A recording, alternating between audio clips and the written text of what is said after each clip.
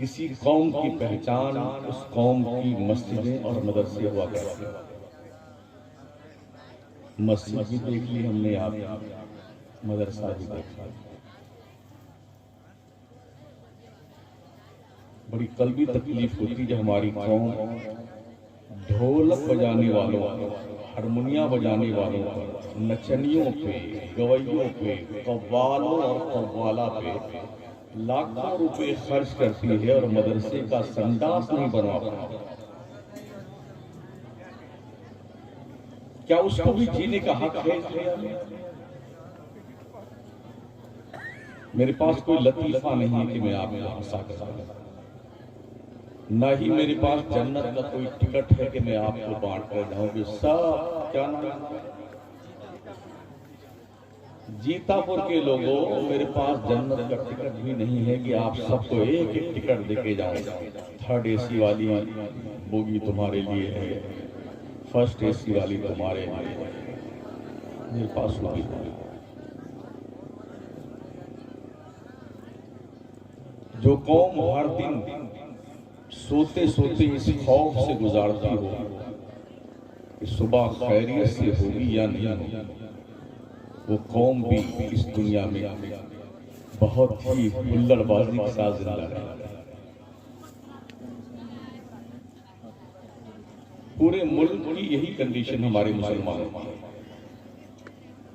मेले, ठेले, बाजार और कव्वाली, कव्वाला, मुशायरा, ये चौधरी साहब हैं, ये खान साहब हैं, ये फलाने साहब हैं, ये सठियाए हुए सेठ साहब हैं, ये हमारी शनाख्त और पहचान है।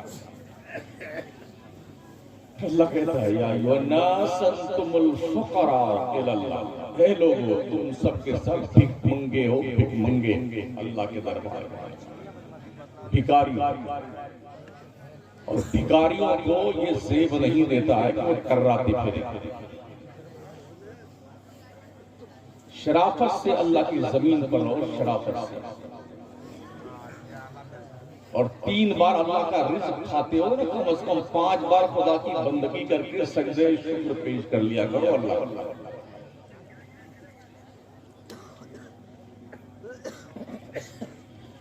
अपने दीन की कदर कीजिए, अपने उलमा की कदर कीजिए, अपने इमामों की कदर कीजिए और अपने बच्चों को दीनदार बनाइए। दीन की भी तालीम दीजिए और दुनिया की भी तालीम दीजिए। पढ़ाइए अपने बच्चों। कहीं ऐसा ना हो कि दुनिया की कौमों के बिल मुकाबिल आपका काफिले जिंदगी इतनी दूर पीछे रह जाए कि उनकी गर्दे खाक तक आप ना पहुंचे, जैसे आज हमारी कंडीशन है। मुसलमानों में सिर्फ 2% क्वालिफिकेशन है, सिर्फ 2%। तो जिस कौम में अनपढ़ की तादाद 98% हो, वो भी बड़े फख्र से जिंदा है। जिंदाबाद है ना? मौलाना जिंदाबाद, शायर साहब जिंदाबाद, खतीब साहब जिंदाबाद और पीर साहब जिंदाबाद। जिस कौम की बच्चियां भाग करके गैरों से शादियां रचा रही, वो कौम भी जिंदाबाद। जिस कौम के बच्चे होटलों में प्लेटें साफ कर रहे हैं, वो कौम भी जिंदाबाद। जिस कौम के यहाँ भुखमरी की तादाद बहुत ज्यादा हो, वो कौम भी जिंदाबाद।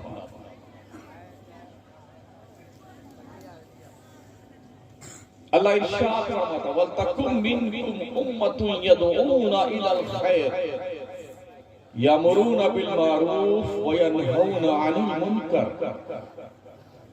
तुम में हर जमाने में, हर वक्त एक जमात, एक गिरोह ऐसा रहना चाहिए जो लोगों को बुराइयों से रोके और नेकियों का हुक्म दे। अगर मुआशरे में बुराई पनपती है तो आका करीम सल्लल्लाहु अलैहि वसल्लम ने फरमाया, बुराई को अगर तुम ताकत से रोक सकते हो, ताकत से, तुम्हारे अंदर ताकत है बुराई को रोकने की। तो हुजूर फरमाते हैं बुराई को ताकत से रोकिए, ये ईमान का मजबूत दर्जा है, बहुत स्ट्रॉन्ग ईमान है उसका जो बुराई को ताकत से रोके। और अगर आप ताकत से बुराई को नहीं रोक सकते हैं तो उसे बुरा कहिए, बुरा को गलत को गलत कहिए और मुंह पे बोलने की आदत डालिए बुराई। ये ईमान का सेकंड दर्जा है, हल्का दर्जा। अगर आपको ये भी हैसियत नहीं है कि आप ज़बान से बुराई को रोकें, तो हुजूर फरमाते हैं दिल में ही बुरा जान लो उस बुरी बात को, मगर ये ईमान का बाई ग्रेस पहलू है, थर्ड क्लास। आज की तारीख में इंसान बस दिल में थोड़ा थोड़ा बुरा जान लेता है, ताकत से भी नहीं रोकता है, बोलता भी नहीं है। अगर बोलेंगे तो फलाना नाराज हो जाएगा, वो नाखुश हो जाएगा, चौधरी साहब नाराज हो जाएंगे, सेठ साहब नाराज हो जाएंगे, कबीला नाराज हो जाएगा। अल्लाह नाराज हो तो चले, सेठ नाराज नहीं हो, रसूल नाराज हो तो चलता है, कौम नाराज नहीं होगी। एक ये भी तस्वुर हमारे यहाँ बिल्कुल दिल पर छाप लगा कर रखे हुए कि हम खान साहब हैं, ये अंसारी साहब, हम बड़ी जात के हैं, एक छोटी जात के हैं। कोई बता सकता है मुझे कि हदीस की किस किताब में ये लिखा हुआ? कुरान शरीफ के कौन से पारे में लिखा हुआ? अल्लाह फरमाता है या अय्युहन्नास इन्ना खलकनाकुम मिन ज़करिन व उन्सा व जअलनाकुम शुऊबन व क़बाइला लिताअरफू। ऐ लोगों, हमने तुम्हें एक मर्द और एक औरत से पैदा किया है, हमने तुम्हारे कबीले बनाए हैं, गिरोह बनाए हैं, ओनली फॉर इंट्रोडक्शन, पहचान के लिए। बिरादरी की बुनियाद पर कोई छोटा बड़ा नहीं होता है। अल्लाह फरमाता है तुम में का सबसे बड़ा आदमी वो है जो अल्लाह से सबसे ज्यादा डरता है, सबसे बड़ा आदमी। लेकिन हमारी मुनाफत देखिए, कितने बड़े मुनाफिक हैं। आदत से बात, हदीस शरीफ में आका फरमाते हैं आयतुल मुनाफिक सलास इज़ा हद्दस कज़ब व इज़ा वअदा अखलफ व इज़ा तमिना खान।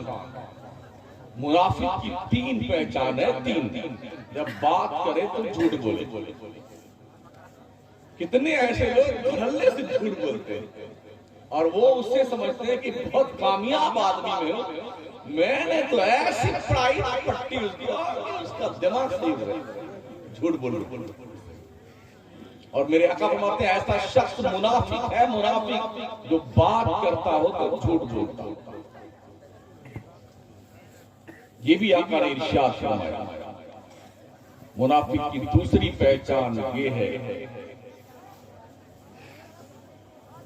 इज़ा हद्दस कज़ब व इज़ा वअदा अखलफ। जब वादा करे तो वादा खिलाफी करे।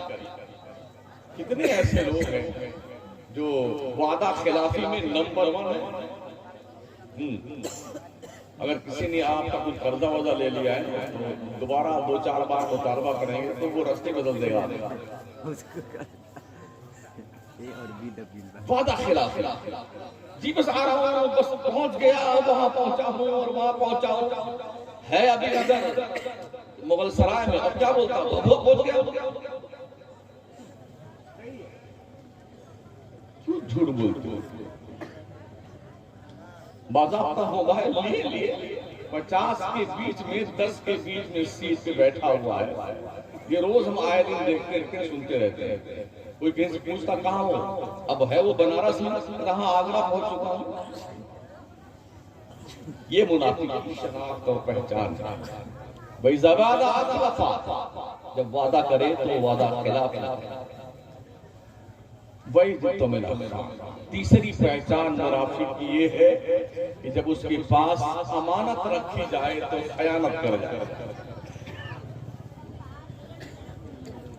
मस्जिदों में जो पैसे चंदे में आते हैं ना, उसमें झोली गोली में वैसे आते हैं, जैसे लावारिस कौम नहीं होती ऐसे जुम्मा की जो है झोली में जो फिराई आती है, मैं समझता हूँ वो सब तो आपके यहाँ थी।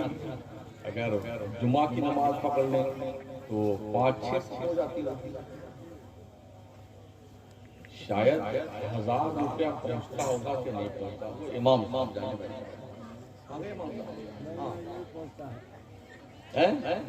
देखो 1000 रुपया नहीं। अच्छा आप बताओ, अगर मिलाद के लिए आपसे चंदा मांगा जाए तो कै रुपया देता है, और कव्वाली के लिए मांगा जाए तो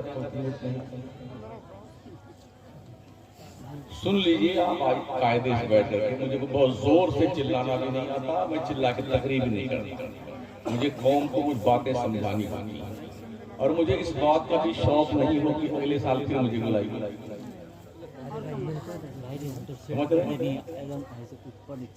अगर आपसे जलसे के लिए, मिलाद के लिए, मदरसे के लिए, मस्जिद के लिए चंदा मांगा जाए तो 50 रुपया, 20 रुपया, हद से ज्यादा 100 रुपया। अब उसके बाद कौन कसेगा? क्या यार दिमाग चाहते थे। और कव्वाली ववाली हो जाए ना, 5,000 लिखिए, मेरा 5,000, 11,000 इनका लिखिए, 2,000 इनका लिखिए। तुम्हें पता है कि तुम मरने के बाद कहां जाओगे? कव्वालों के पास जाओगे। मरोगे तो जनाजा मौलाना पढ़ा, बच्चा पैदा हो तो अजान मौलाना दे, निकाह का नंबर आए तो असली काम मौलाना करे। और मौलाना अगर कह दे कि हमको 1,000 रुपया निकाह पढ़ाई चाहिए, कहाँ निकाह होगा? हाँ कहाँ निकाह हो भाई साहब? तो उनसे पूछिए महोदय जी, तो डीजे बदवा के लेके आए, तेरे अब्बा लिखा के कहाँ लिखा होगा? ये ढोलक और ढोलकी कहाँ लिखा होगा? ये बारात लेके जाना दुल्हन के यहाँ और खा पी करके मुस्टंडा होकर जाना, कहाँ लिखा होगा? जहेज मांगना और लाद करके ट्रक पर और ट्रैक्टर की ट्राली पर लाद दिलाना, ये कहाँ लिखा होगा? मौलाना असली काम करता है, सब खा पी करके 10 किस्म की मिठाई, 15 किस्म की पूरी और सब्जी सब खा के आ जाओ। मौलाना निकाल जाता है तो क्या करेंगे?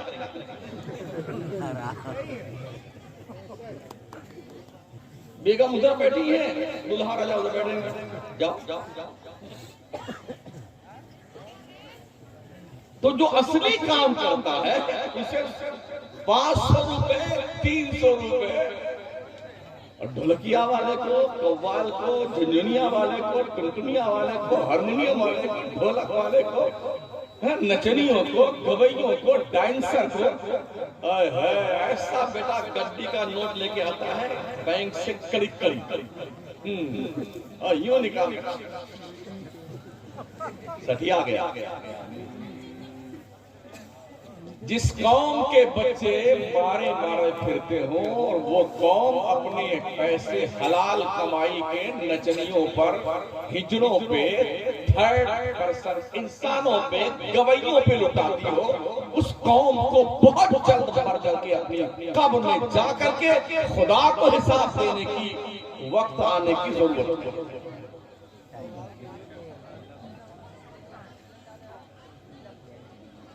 अगर आप नहीं सुधरोगे ना, दुनिया सुधारेगी आपको।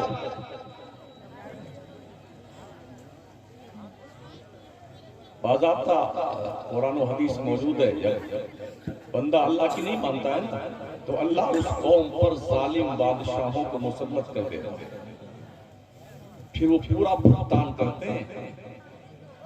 अगर आप ये सोचते हो माशाअल्लाह हमारा 200 घर का गांव है, हम ही एक गांव उधर है, वो भी 250 घर का, हम हैं। फिलिस्तीन पूरा हम, बगदाद हम, मुल्क शाम हम ही हम, अफगानिस्तान हम ही हम। पता है नाम क्या होगा? आज की तारीख में फिलिस्तीन की सरजमीन पर हफ्ता हफ्ता भर रोटी का एक टुकड़ा नहीं मिलता है जो बच्चे, बूढ़े, जवान, मर्द और खा करके जिंदगी बचा सके। उन्हें कुछ पता नहीं है कि उनके सरों पे किस वक्त बम गिर जाएगा और कब उनकी जिंदगी हमेशा के लिए खामोश हो जाएगी। हमने इराक को तबाह हाल में देखा, आज भी वहां की बिल्डिंगों पे हजारों गोलियों के निशानात हैं। मैंने आंखों से देखा। 1993 और 2 के अंदर जॉर्ज बुश एंड कंपनी जो अटैक किया था, बिल्डिंगें सब मलबे में तब्दील हो गई, पूरा बगदाद धराशायी। हम ही अफगानिस्तान पर सारे ही आइटम बम आजमाए गए, तबाह हो गया पूरा मुल्क। आप तो 200 अगर जमीर मर गया है तो उसकी बात तो हम नहीं करते, मगर मैं पूछना चाहता हूं कि कव्वाली आप क्यों करते हैं? मेरी कौम के लोगों, तुम कव्वालियां क्यों करते हो? इसका मुझे जवाब दो। कहां लिखा? हदीस की किस किताब में? कुरान शरीफ में कहां लिखा? शेख मखदूम यहया मलरी मखदूम विहार फरमाते हैं, मज़ामीर ज़िना, ढोलक, बाजा, हारमोनियम, ये ज़िना बदकिरदारी के बराबर है। और तुम कहां ये काम करते हो? अल्लाह वालों के मज़ारों पे। शर्म नहीं आती?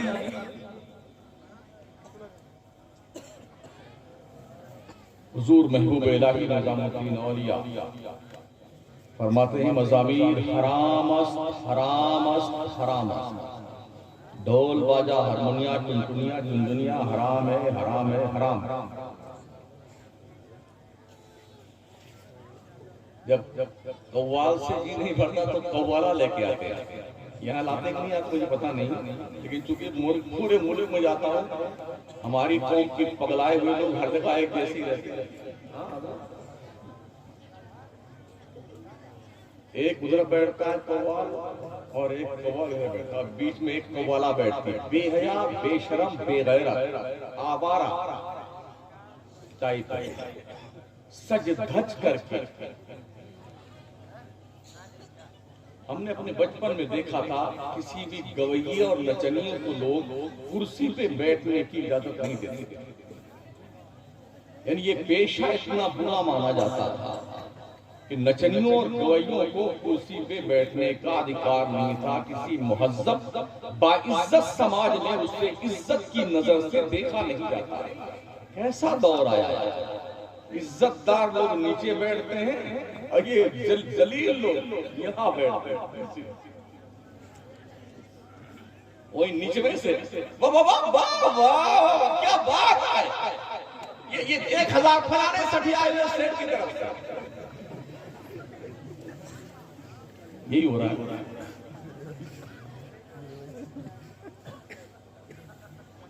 हमारी कौम को कब होश है? हमारी कौम को कब अकल है?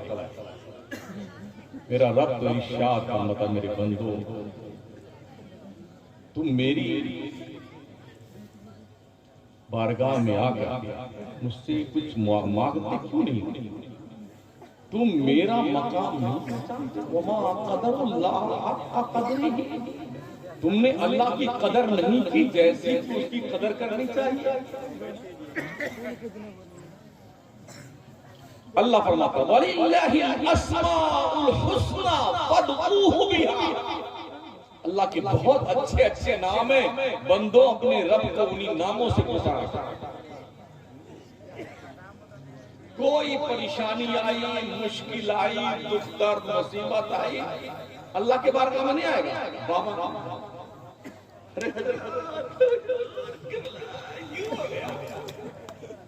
पीस ये सब भिखारी है उस रब के दरबार के।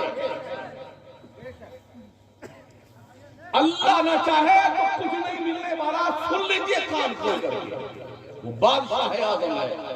लिल्लाहि मा फिस समावाति व मा फिल अर्द, जमीन और आसमानों में जो कुछ है सब रब का है।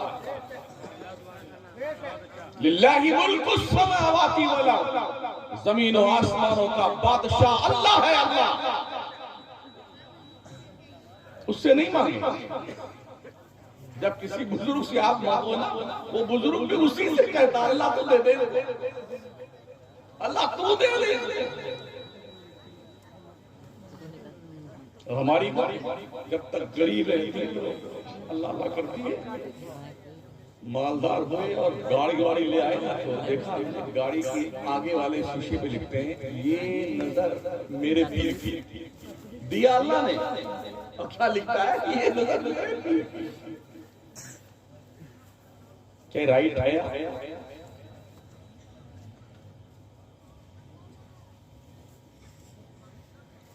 देने वाला अल्लाह से बंदा नहीं। कितने तो ऐसी उल्टी सुल्ली मन्नतें मांगे। लड़का हमारा अच्छा हुआ तो मुहर्रम में ताजिया के सामने इसको पायक बनाएंगे। अजब अजब खुराफात हमारे सुनने हो गया। पायक बनाएगा, ताजिया ढोल बजाएगा। बेटे मुहर्रम में जहां जहां कमा रहा है ना बंदा, वहां से छुट्टी लेके ताशा बजाने के लिए अपने गाँव में ऐसी मन्नतें मांगना भी हराम है और ऐसी मन्नतों को पूरा करना भी हराम है।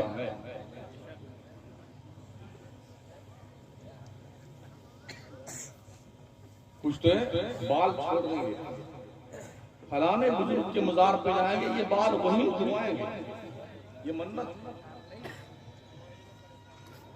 ये कौन सी जंगलीपन की मन्नत है यार। फातिमा ज़हरा रज़ी अल्लाह ताला अन्हा ने जब उनके शहजादे बीमार हुए थे, उनने मन्नत मांगी, मौला अगर बच्चे अच्छे हो गए तो 3 रोजा रखूंगा। हमारे माओ बहनों को ऐसी मन्नतें मांगते हुए मौत आती है।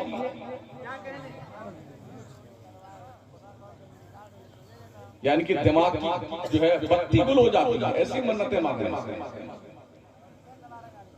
क्यों नहीं ऐसी मन्नतें मांगी जाती? अगर मेरा बच्चा अच्छा हुआ तो 100 रकात नमाज़ें नफल शुक्राने की पढ़ूंगी, अल्लाह की राह में सदका खैरात करूंगी। नहीं, उल्टी सुल्टी मन्नतें। कुछ वहां बकरा लेके वहीं जाएंगे, वहीं जमा कराएंगे, वहीं पकाएंगे नट्टों की तरह। ये नट के डेरे नहीं होते। हाँ, बैलगाड़ी से मैंने देखा, बैलगाड़ियों को लद के जाती थी औरतें बच्चे बूढ़े सब, और वहीं जाकर के बना करके मुर्गा उर्गा काट करके खूब बिल्कुल जैसे मंगते नहीं होते, ऐसे ही खा पी के फिर आते थे और कुछ फकीरों खिलाते। तो अब गाड़ियां होंगी तो गाड़ियों पे जाते। कुछ मन्नत मांगे अपने बेटे का खतना 7 मुहर्रम को ही ताजिया के पास कराएंगे। दिल के फतूले जल उठे सीने के दाग से, इस घर को आग लग गई घर के चिराग।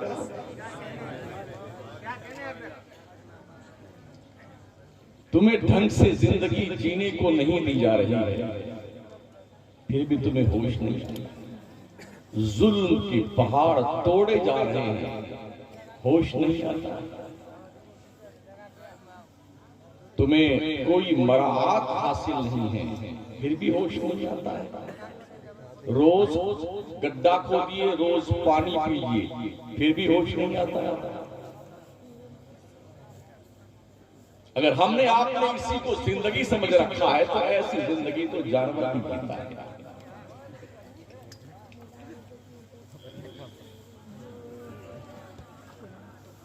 हजरत बाबा फरीद रहमतुल्लाह ताला अलैह अल्लाह के नेक बंदे गुजरे हैं।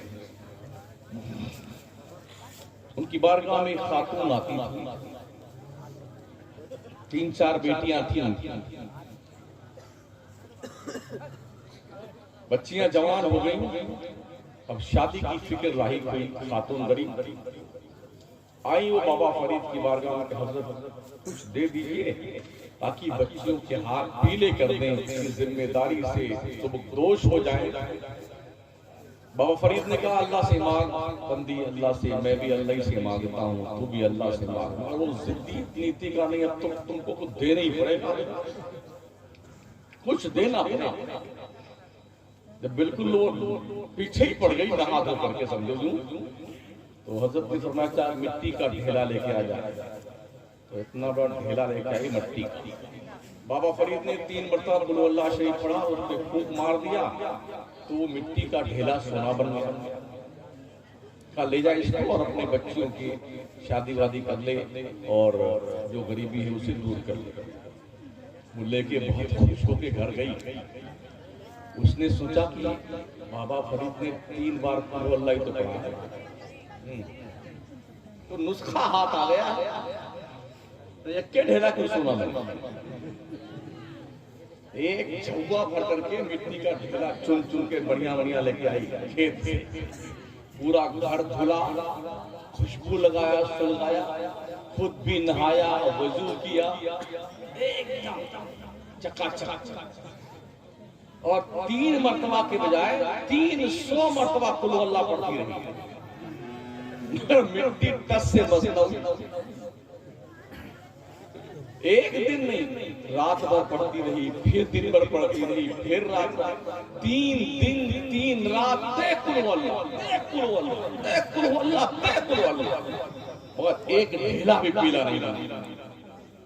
अब वो आई शिकवे के शिकायत का दफ्तर लेकर के सलाम किया, कहा हजरत वो हमने आपको देखा था, आपने जब दम किया था मिट्टी के ढेले पे, तो आपने ना तो गुस्ल किया था ना वजू किया, ऐसे दम कर दिया था। और हमने तो घर भी धुला, खुद भी नहाए, वजू भी किया, खुशबू सुलगाया, बड़े एहतमाम के साथ 3 मरतबा नहीं, 3 दिन 3 रात कुल अल्लाह पढ़ते रहे हैं। एक भी ढेला जो है उस सोने का नहीं बना। बाबा क्या कमी है। बाबा फरीद ने सर झुका लिया, आंखें अश्कबार हो गई। कहा बेटा तू पूछती है क्या कमी है, तूने सब कुछ कर लिया, नहा लिया, धो लिया, गुस्ल करने के बाद वजू कर लिया, खुशबू सुलगा दिया, मकान की सफाई कर ली, सब कुछ कर लिया। जानते कमी क्या रह गई है? तेरे मुंह में फरीद की जबान में, तेरे मुंह में फरीद के जबान की कमी है, इसलिए तेरी मिट्टी सोना नहीं बनी। मैंने तो यूं ही पढ़ करके दम किया था, मिट्टी सोना बन गई थी। बाबा फरीद की आंखें आंसुओं से लबरेज। ये कहने के बाद अल्लाह का वली जब उससे कोई करामत सादिर होती है ना, तो उसकी आंखें बरसने लगती कि मेरे रब ने मेरी आबरू बचा ली, मेरी इज्जत बचा ली परवरदिगार ने। तो पता ही चला सिर्फ नुस्खा ही काम नहीं देता है, नुस्खे वाले की जबान की भी जरूरत होती है। इसलिए हमें और आपको चाहिए कि हम अपने रब की बारगाह में हाजिरी दिया करें जब भी कोई मुश्किल आए। हमने पढ़ा है जब भी मदीने में बहुत तेज आंधी चलती, हवा चलती, मेरे रसूल अलैहिस्सलाम कहीं भी होते, तेज तेज कदमों से चल के मस्जिद में पहुंचते और नमाज के लिए नियत बांध देते, नमाज के लिए नियत बांध देते। आज आंधी तेज चलती तो हम भाग के कहां पहुंचते हैं? मकान पे। अरे मकान के नीचे जाओ, मकान के अंदर जाओ, मकान के अंदर जाओ। कभी कभी ऐसा होता तेज आंधी चलने से बड़े बड़े पेड़ भी गिर जाते हैं, उसके डालियों और उसके तने में दब के कितने लोग मर भी जाते हैं। और आदमी सबसे ज्यादा सेफ अपना मकान समझता है कि घर में भाग के चलो, छत के नीचे चलो, दरवाजा बंद कर लो। अगर यही आंधी थोड़ी और तेज हो जाए और आपके मकान की भी चूल्हे हिला दे, तब कहां जाओगे? कहां जाओ? हमारा आपका मकान तो ईंट का है, सीमेंट, मोरन, बालू, लोहा लगा के हमने मकान बनाया। एक कौम अल्लाह ने पैदा की थी, कौम समूद, कुरान में उनका तज़किरा है। अल्लाह ने फरमाया मैंने उस जैसी कौम कभी नहीं पैदा किया। इतने ताकतवर थे,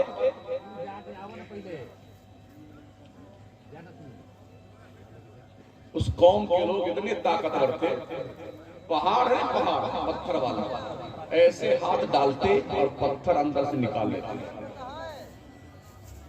जिस तरह हम गीली मिट्टी में हाथ डाल के अंदर से मिट्टी निकाल लेते ना, वो पत्थर के अंदर हाथ डालते और पत्थर निकाल करके उसी में से अपना बंगला बना के रहते थे पहाड़ में। 2 बेड 3 बेड बाथरूम किचन वगैरह सब बना कर रहते हैं। उस वक्त के पैगंबर ने फरमाया कि अल्लाह की इबादत करो, अल्लाह को एक मानो, अल्लाह की जन्नत में जाओगे। तो उन्होंने जान तो क्या जवाब दिया, हम नहीं मानते अल्लाह को, मेरा कोई क्या बिगाड़ लेगा, हम बहुत ताकतवर लोग हैं,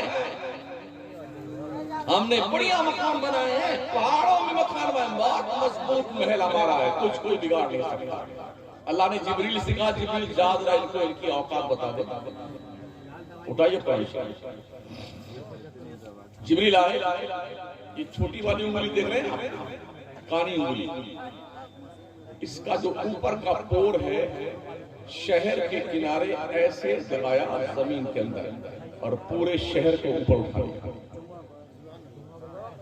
और उल्टा करके उस शहर को पटक दिया। उनकी बिल्डिंगें और उनके बंगले उनकी कब्रों में तब्दील किया। एक कौम आद गुजरी, बहुत बदमाश।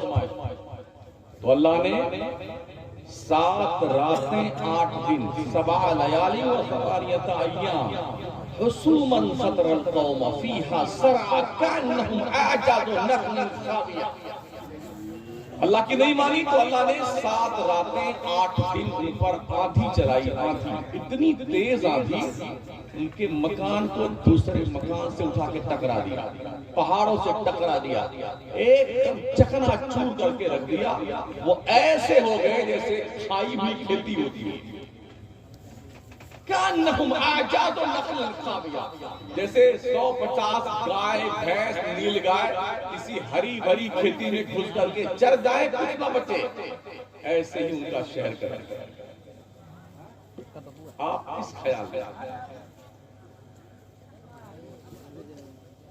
और क्या ये ज़ेब देता है? हमारी खुद की बहन बेटियां, हमारी माएँ, हमारी बच्चियां इस तरह से महफिल कव्वाली में जाकर के वहां पर इस हुल्लड़बाजी का तमाशा देखा। क्या मुसलमान यहां तक गिर चुका है? अपनी हुर्मत और नामूस का हमें पास नहीं है। जैसे इंसान मरता है उसका नाम बदल जाता है। खान साहब मरे, चाहे कोई साहब मरे ना, सेठ साहब, चौधरी साहब, प्रधान जी, MLA जी, MP जी मैयत डेड बॉडी, कोई नहीं कहता खान साहब, डेड बॉडी, मुर्दा मुर्दा मुर्दा। किधर गई तुर्रम खानी? कोई नहीं कहता प्रधान जी है, सब मुर्दा। हमारे मरते ही सबसे पहले हमारा नाम बदलता है, मुर्दा। और फिर दूसरा काम क्या होता है? भाई सब जल्दी कीजिए, जल्दी कीजिए, जल्दी कीजिए, अरे कबर खुद्दू को बुलाइए, कफन लेके आइए, भाई जल्दी कीजिए, भाई जल्दी कीजिए। क्या दुश्मनी हुई उस आदमी से यार?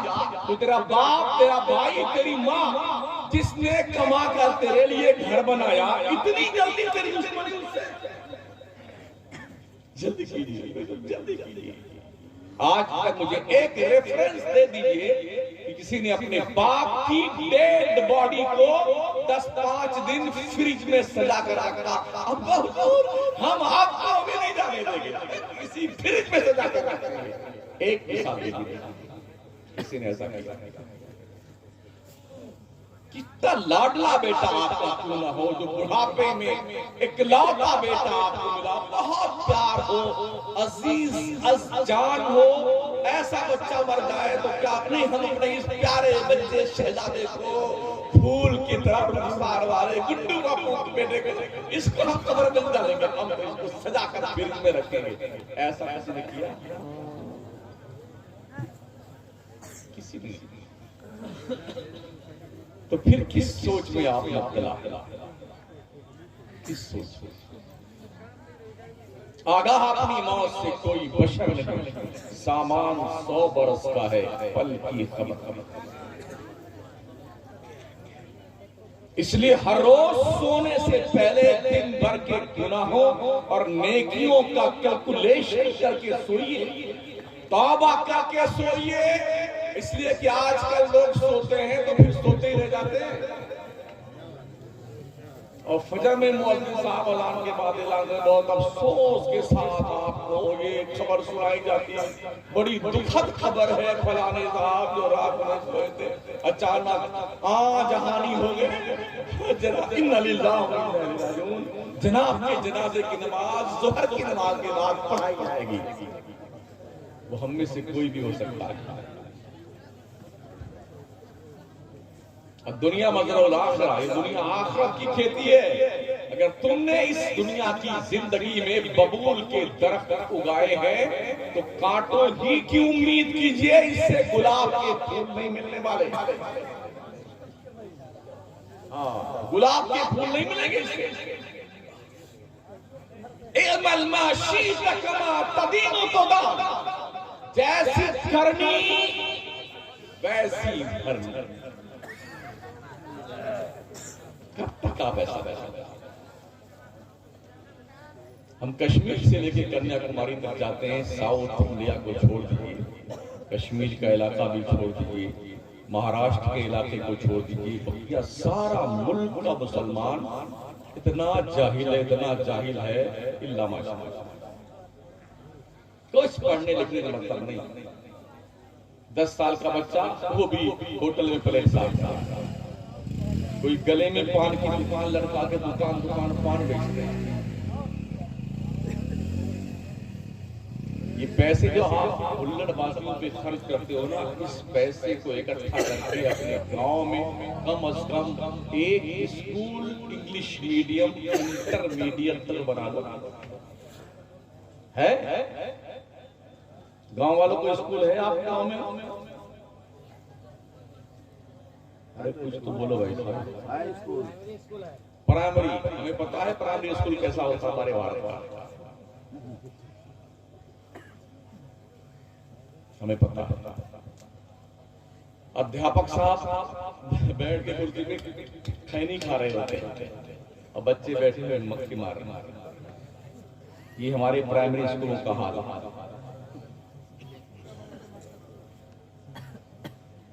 हमारे राजस्थान में एक इलाका है, रानी इलाका,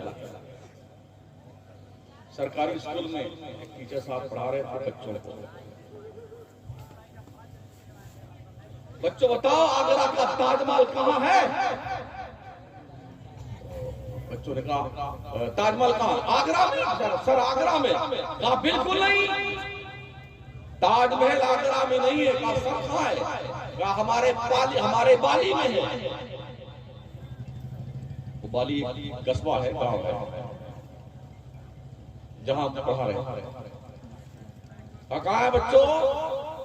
ताजमहल बाली में। कुछ नौजवान गुजर रहे थे पास, घुस आए क्लास में। कहा मास्टर साहब दिमाग खराब है, बच्चों को बजाय सच्चा ज्ञान देने के उल्टा सुल्टा पढ़ा रहे। आप बच्चों को ये सिखा रहे हो कि ताजमहल आगरा में नहीं है, पाली में है, झूठ क्यों बोलते हो? तो मास्टर साहब ने कहा जब तक फीस नहीं दोगे ना तो हम आगरा ताजमहल आगरा में नहीं रखेंगे, यही रखेंगे हम। पहले फीस जमा करो। इस तरह ज्ञानी जो प्राइमरी सरकारी स्कूलों में पढ़ाते हैं। जब सरकारी स्कूलों में तालीम नहीं होने लगी तब लोगों ने प्राइवेट स्कूल खोले हैं, कॉन्वेंट स्कूल खोले, इंग्लिश मीडियम स्कूल खोले हैं। तालीम वक्त की अहम जरूरत है, इसलिए लोग पैसा दे दे के, डोनेशन दे दे के पढ़ते और पढ़ाते हैं।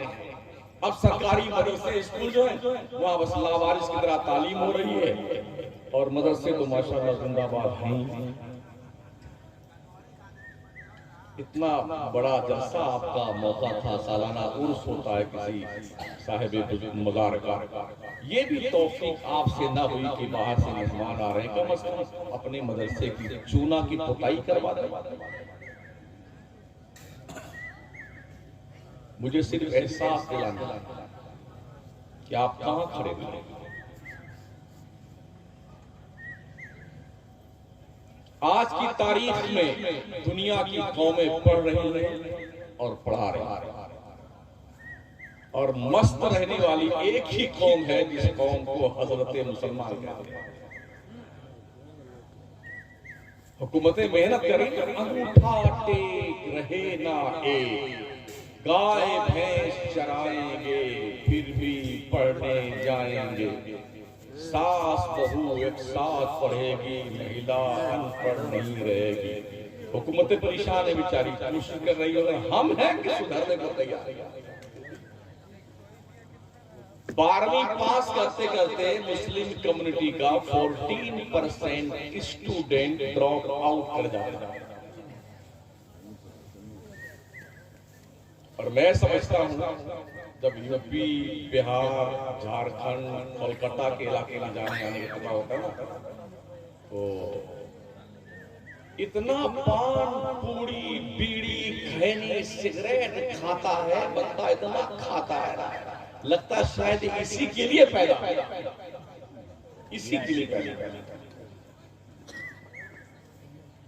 मुंबई जैसे शहर में एक एक आदमी 25-30 पान खा जाता है एक दिन। चौपाटी साइड में चले जाए तो 1500 रुपए का एक पान मिलता है। कुछ नसीब ऐसे हैं जो रोज 4-5 पान खाते हैं। तो अगर 4 पान खाया 1500 का, कितने रुपए बन गए? 4,500, 6,000, 15 चौका 60। और फखरिया बयान करते मैंने आज 4 पान खाए, 1500। घर में मां मर रही है, उसके दवा के लिए पैसे नहीं बेगैरत के पास। बाप को हिचकियां आ रही है, उस मरदूत के पास वक्त नहीं कि बाप के पास बैठ के उसे तसल्ली। बेटों की फीस बाकी है स्कूल की, उसे देने की फुर्सत नहीं है, और पान खा रहा है 1500 रुपए का, पिचकारी मार मार के दीवारों को सत्यानाश कर। आप साउथ इंडिया में जाके देखिए ना, मजाल है कि कोई ऐसी बदतमीजी हम कौम हिंदू मुस्लिम जितने भी हैं सिख ईसाई, सबका एक ही रूटेशन है, इन खुराफातों से बहुत दूर रहते हैं। 100% क्वालिफिकेशन है साउथ इंडिया। एक भी एक्स्ट्रा आदमी किसी भी बोगी में रिजर्वेशन के सफर नहीं कर सकता है। और किसी के पास एक बैग होता या एक सूटकेस होता होगा, और हमारे यहाँ एक कन्फर्म टिकट है तो उनके साथ 4 वेटिंग लिस्ट,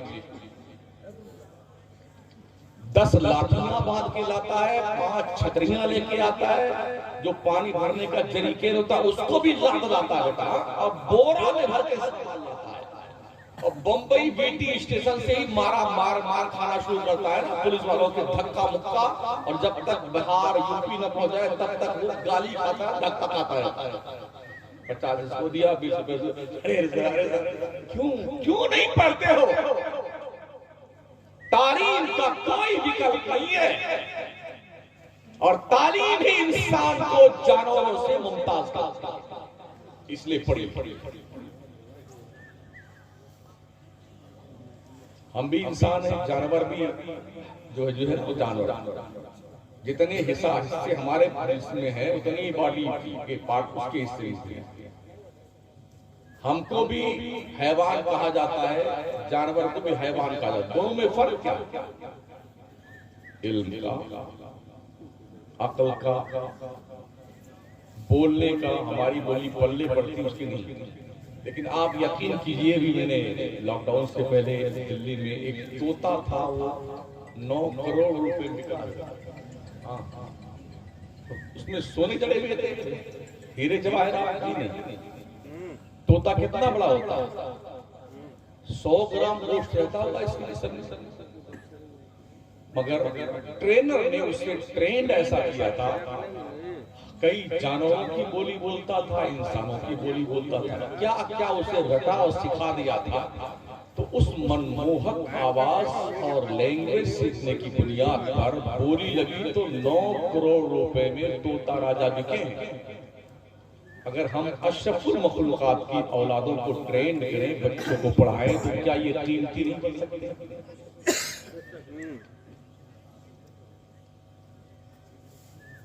दुनिया के हर मुल्क में जब खुफिया विभाग फेल हो जाता है, इंटेलिजेंस ब्यूरो, और उन्हें पता नहीं चलता बम कहां रखा हुआ है, तो कुत्ता लाया जाता है।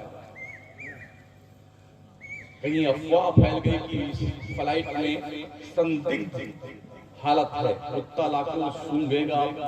जब वो हरी झंडी देता है ना, तब फ्लाइट रवाना होती है।